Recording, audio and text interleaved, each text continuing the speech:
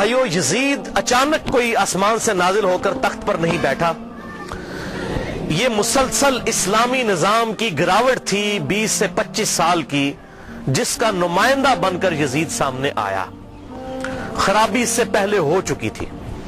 اب یہ الگ سے پورا ایک ٹاپک ہے، وہ 50 احادیث میں کور ہے.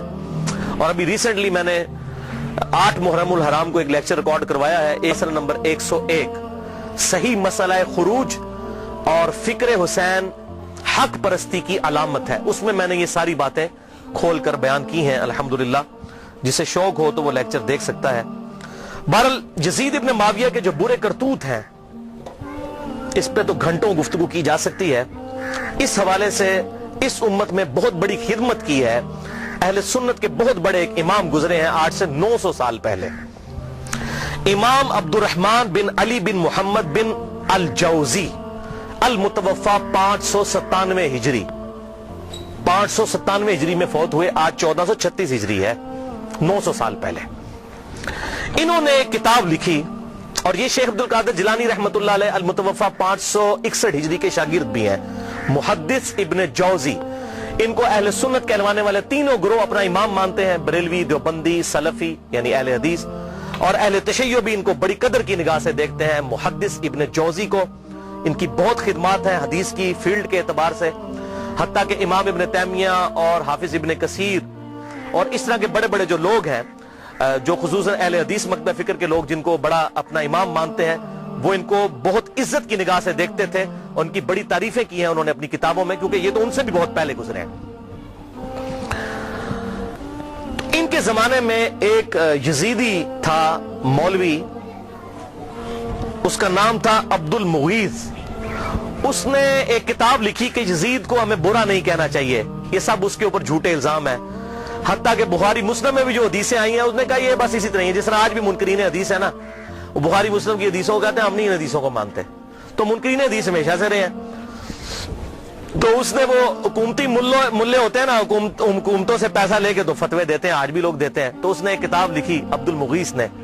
تو اس وقت میں محدث ابن جوزی میدان میں اترے اور انہوں نے یہ کتاب لکھی، الرد علی المتعصب العنید المانع من ذم یزید.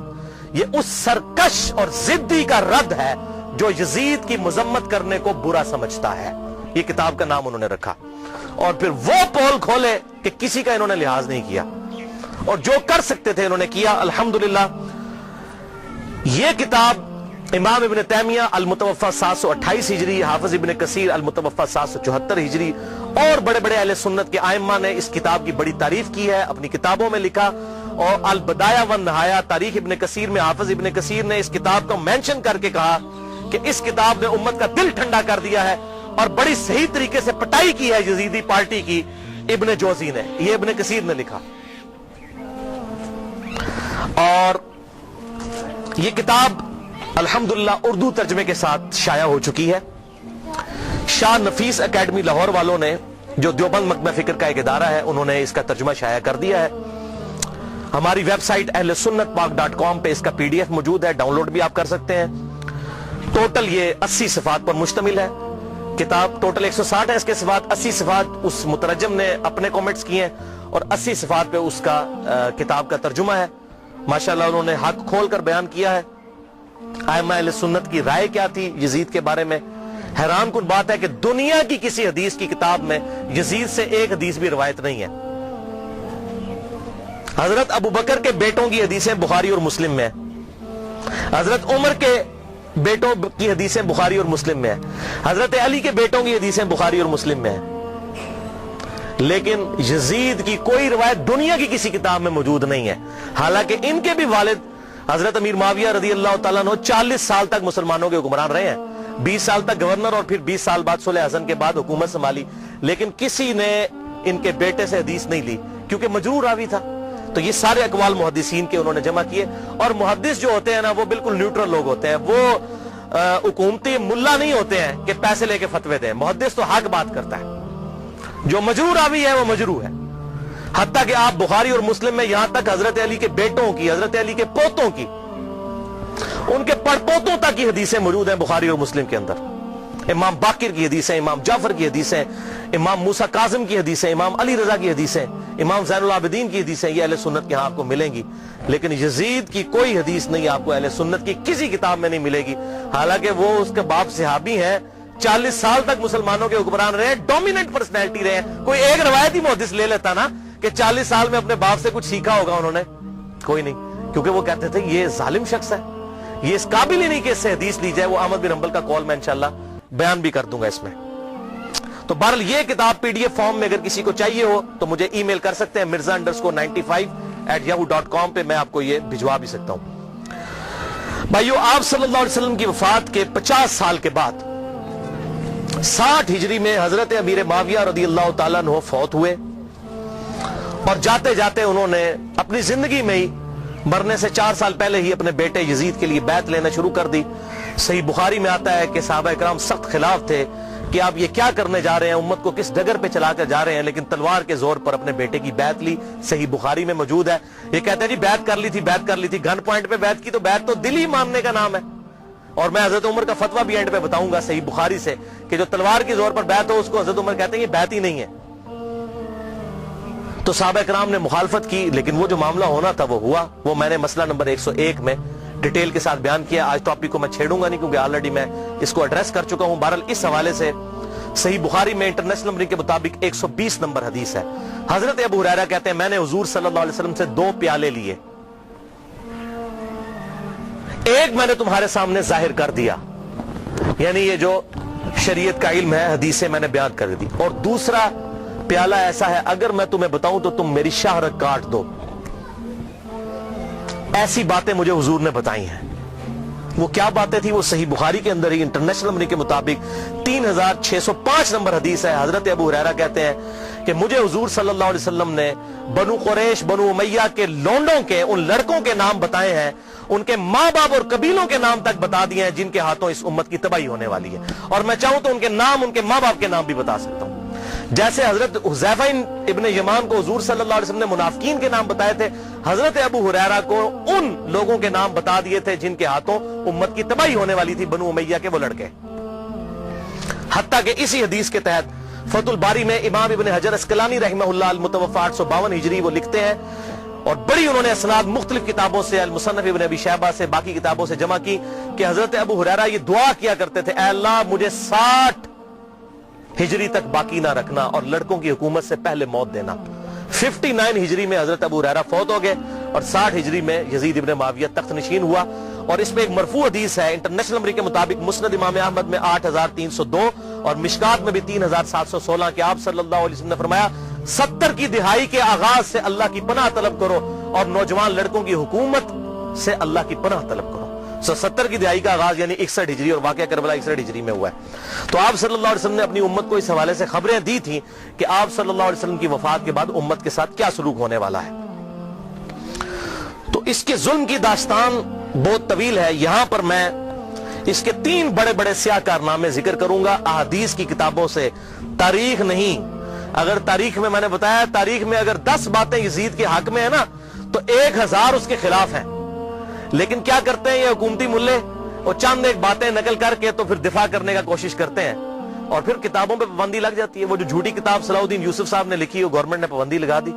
کوئی حدیث نقل نہیں کی ہے، بلکہ ساری تاریخی روایتیں نقل کی ہیں، اور وہیں پر لکھا ہوا ہے کہ یزید کی فوجوں نے واقعہ ہرہ میں 1000 صحابیات اور تابعیات کے ساتھ زنا کیا، اور وہ حاملہ ہو گئیں، اور 3 دن تک مسجد نبی میں گھوڑے باندھ کر رکھے، اور مسجد نبی میں نماز نہیں ہوئی ہے. لیکن صلاح الدین یوسف صاحب کی رگ نہیں پڑکی کہ میں یہ حق لوگوں کو بتاؤں. ابن کثیر سے، اس ابن کثیر سے اپنی مطلب کی باتیں نقل کی. وہ بتا رہا ہوں 10 باتیں نقل کی، 1000 اس کے خلاف لکھی ہوئی ہیں. لیکن جب کوئی بندہ بے ایمانی پہ اتر آئے تو اس کا تو کوئی علاج نہیں ہے. لہذا میں تاریخ کو کرتا ہوں سائڈ پہ، میں صرف آپ کو احادیث سے حوالے دوں گا جس کے سامنے اب سارے خاموش ہو چکے ہیں. جب سے یہ میری یہ پمفلٹ آئے ہیں، یہ واقعہ کربلا کا حقیقی پس منظر 50 صحیح الاسناد احادیث کی روشنی میں، یہ والا پمفلٹ، اور یہ رافضیت، ناسبیت اور یزیدیت کا تحقیقی جائزہ، یہ پمفلٹ میں نے ڈاکٹر ذاکر نائک کے خلاف لکھا تھا، انگلش کے اندر بھی، اردو کے اندر بھی. اور ان کے ہم نے شاگرد پاکستان آئے، ان کے ہاتھ میں یہ پمفلٹ پکڑائے کہ خدا کے لیے کہ آپ یہ کون سی وہ امام غزالی کی لکھی ہوئی تاریخ بیان کر رہے ہیں، ابن تیمیہ کی لکھی ہوئی تاریخ بیان کر رہے ہیں. خدا کے لیے حدیث کی کتابیں پڑھیں، بخاری اور مسلم پڑھیں، یا تو بخاری اور مسلم کو غلط کہہ دیں، منکرین حدیث بن جائیں، یہ تاریخیں تو حکمرانوں نے لکھوائی ہوئی ہیں، بادب با ملاحظہ ہوشیار لکھو ہم بڑے سخی تھے، ہم یہ تھے وہ تھے، تاریخیں تو حکمرانوں کی لکھوائی ہوئی ہیں۔ حدیثیں ہیں، یہ ہیں ایماندار لوگ محدثین، یہ ہیں اصل اہل حدیث اہل سنت جنہوں نے حق بات امت کو بتائی، ان کو فالو کریں۔ تو دین جب محدثین سے لیا تو اس طرح کی باتیں محدثین سے لینی ہے، اتھینٹسٹی تو محدثین کی ہے نہ کہ ان لوگوں کی ہے۔ تو اس حوالے سے یہ بات آپ سمجھ لیجئے۔ 3 سیاہ کارنامے یزید کے۔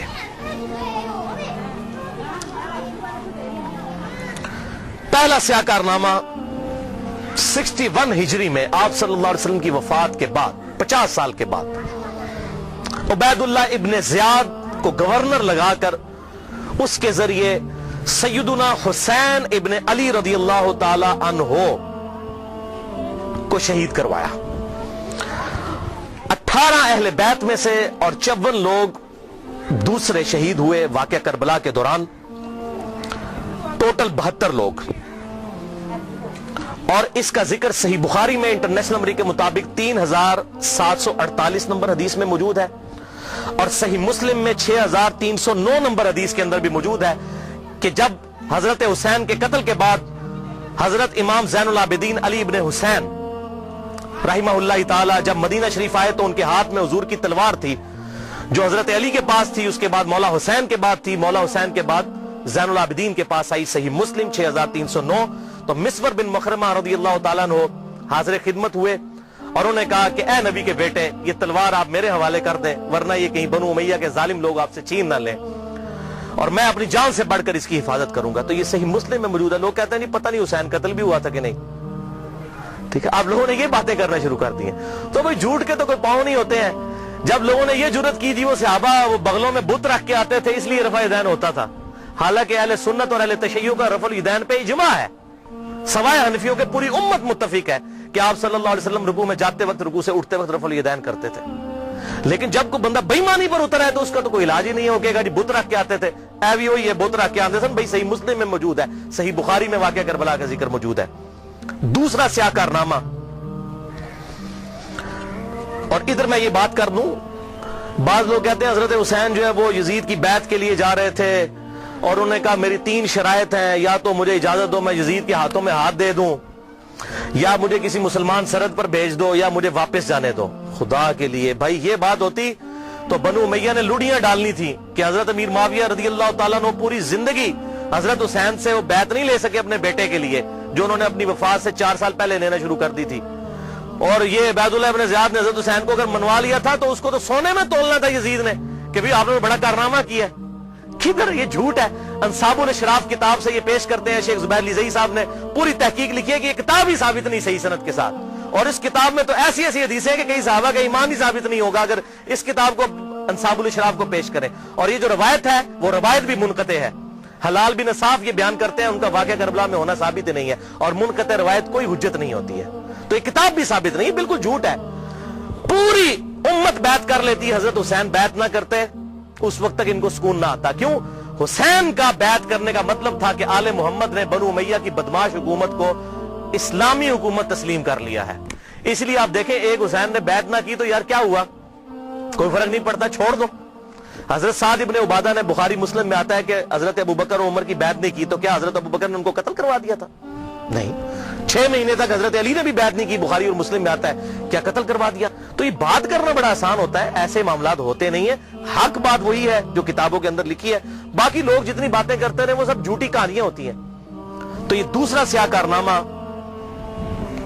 یہ تھا کہ جب حضرت حسین کو شہید کیا گیا تو ظاہر ہے امت میں کوہرام مچ گیا، تو جن لوگوں نے تلوار کے زور پر بیعت کی ہوئی تھی، دبے ہوئے تھے، وہ بھی میدان میں اترے۔ انہوں نے کہا کہ ہم یزید ابن معاویہ کی بیعت توڑ کے اس کو پھینک دیتے ہیں۔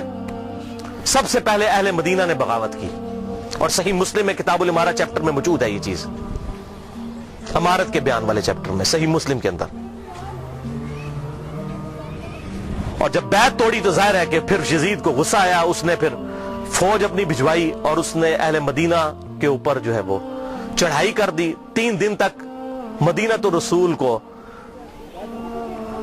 حلال ٹھہرا لیا کہ وہ حضرت عثمان غنی رضی اللہ تعالیٰ عنہ جنہوں نے شہادت گوارا کر لی، لیکن مدینے میں اپنے دفاع میں تلوار نہیں اٹھنے دی کہ مدینہ تو رسول میں میری وجہ سے خون نہ گرے.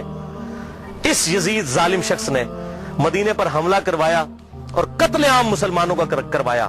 صحیح بخاری میں کتنی حدیثیں میں ان کے حوالے دے دیتا ہوں. صحیح بخاری میں 2604, 2959, 4024, 4906 یہ صحیح بخاری میں ہے.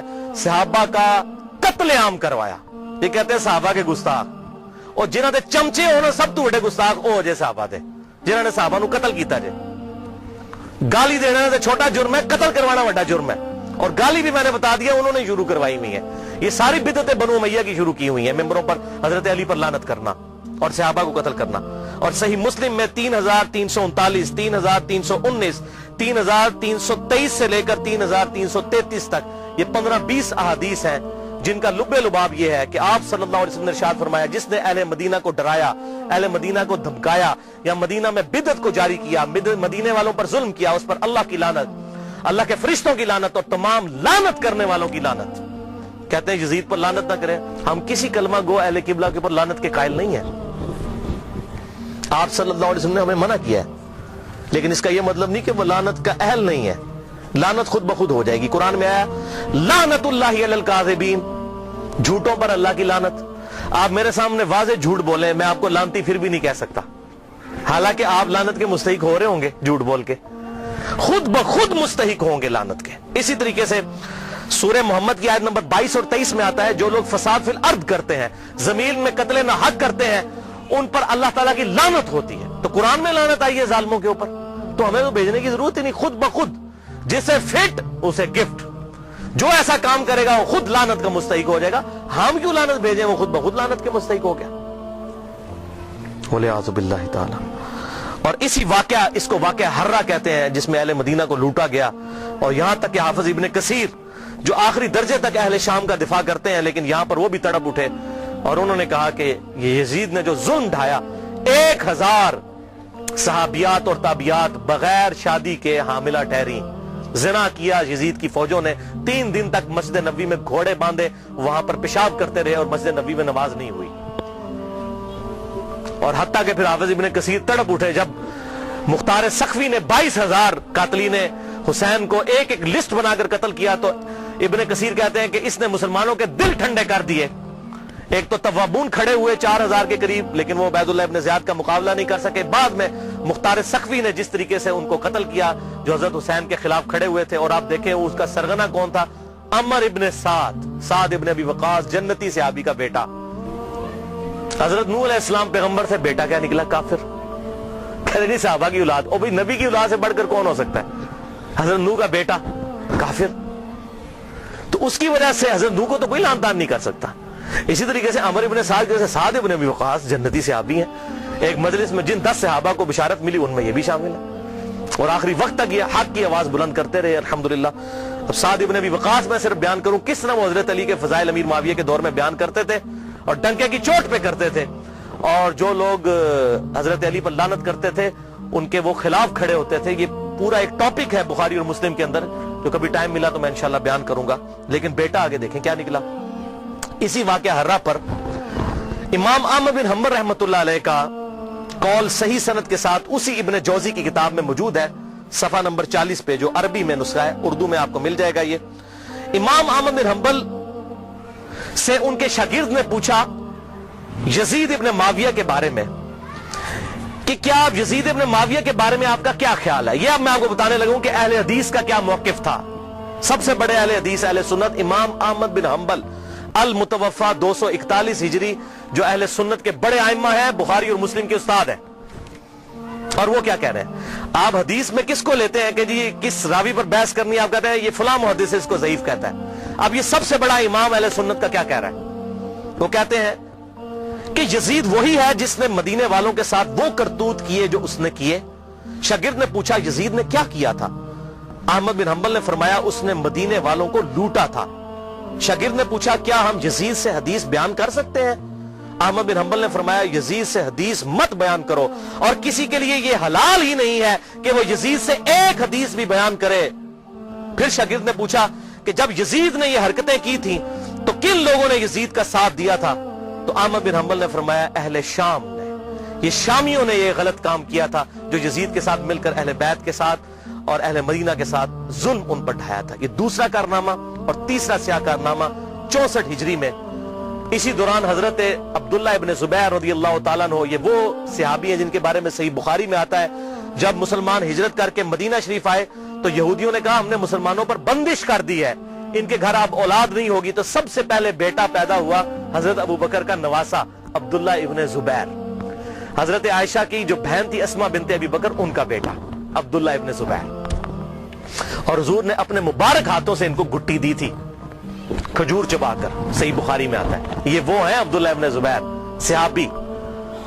یہ بھی حضرت حسین کی طرح جن چند بڑے لوگوں نے بیعت نہیں کی.